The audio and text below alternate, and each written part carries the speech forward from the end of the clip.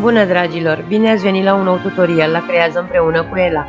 În acest tutorial am să fac un aranjament foarte ușor de realizat cu un pomișor pe care îl putem folosi ca centru de masă. Pentru acesta am folosit următoarele materiale. Ca suport am folosit o cutie de lemn, dar puteți folosi orice alt vas, beteală, sârmă, conuri, ghinde, pompoane, vatelină, minge de polisiren, sârmă plușată, globuri și instalație cu LED-uri. Vă doresc o vizionare plăcută!